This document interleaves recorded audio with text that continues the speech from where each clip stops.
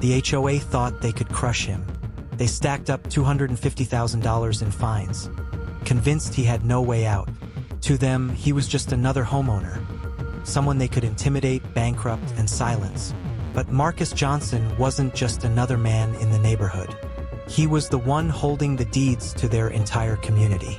Backhand index pointing right. So when the truth surfaced, the HOA's power collapsed, and the neighborhood learned a lesson they'd never forget.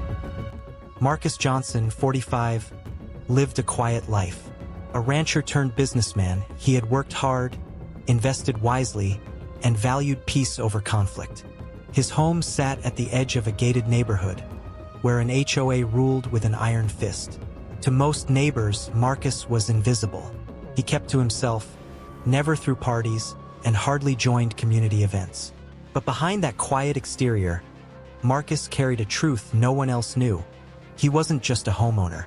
Years earlier, when developers nearly went bankrupt, Marcus purchased the underlying lots of the community. The HOA managed the rules, but the land itself, that belonged to him. He never flaunted it. To Marcus, ownership was about legacy, not power. But peace shattered the day he built a small shed to store tools. To Marcus, it was nothing.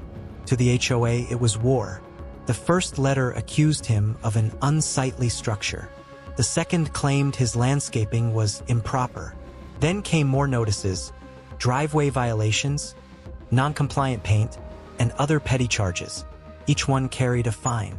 By the end, the HOA demanded $250,000. Backhand index pointing right, most people would panic. Marcus didn't. His silence only fueled their arrogance and set the stage for their downfall.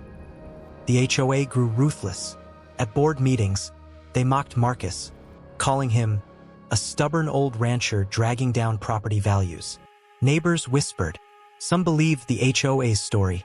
Others defended Marcus but stayed quiet, afraid they'd be next. The HOA loved that fear. They thrived on it. And now they wanted Marcus as their trophy case. A warning of what happens when you defy them. But Marcus wasn't idle. Behind the scenes, he was collecting proof. At the county courthouse, he pulled out old deeds, titles, and agreements signed decades earlier. The paper trail was undeniable.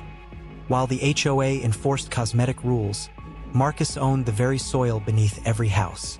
Backhand index pointing right, the board thought they held the power. But the real power was in Marcus's hands the whole time. Still, the HOA pushed harder. They filed a lawsuit, strutting into court certain of victory. Their attorney painted Marcus as irresponsible, unwilling to follow basic community standards. The board sat smugly, waiting for the judge to hand them their win.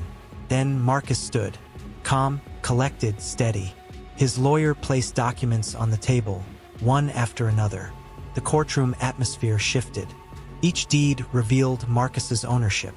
Each record stripped authority away from the HOA. Neighbors gasped. The judge's eyebrows raised. And the HOA president? His face drained of color as realization struck. They weren't fining a homeowner. They were fining the man who owned their neighborhood. Backhand index pointing right, the hunters had just become the hunted. The verdict hit like a hammer. The judge ruled every fine invalid. The HOA had no standing, no authority, no claim over Marcus. Their $250,000 penalty? Gone. Their power? Shattered. The HOA president stammered, trying to argue, but the judge cut him off. Mr. Johnson holds the deeds. Your association cannot enforce penalties against him.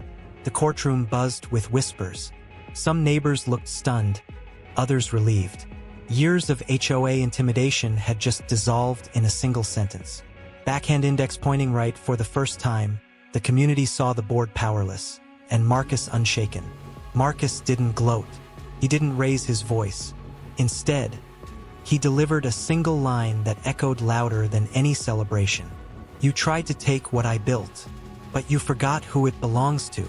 That quiet dignity cut deeper than anger ever could. The fallout came fast. Within weeks, the HOA board resigned in disgrace. A new one took their place, careful not to repeat the arrogance of their predecessors. The community that once feared the HOA now feared crossing the man who owned the ground beneath their homes. Neighbors treated Marcus differently. Some apologized for doubting him. Others avoided eye contact, embarrassed by their silence. Marcus never sought revenge. He hadn't fought for payback, he had fought for respect. Backhand index pointing right, and in that fight, he reminded everyone that real power doesn't always shout. Sometimes it waits in silence until the moment it speaks. The story spread across town, then across the state. Local news covered it. Other HOAs whispered about it, a cautionary tale for boards that thought themselves untouchable. Marcus's story became more than a legal battle. It was a symbol, a reminder that greed can backfire, and that quiet strength can outlast arrogance. He didn't evict anyone. He didn't demand repayment. Instead, he let them live with the truth. Every time they mowed their lawns, parked their cars, or walked their streets, they stood on land that belonged to the man they once tried to destroy. Backhand index pointing right, and that truth was the greatest victory of all.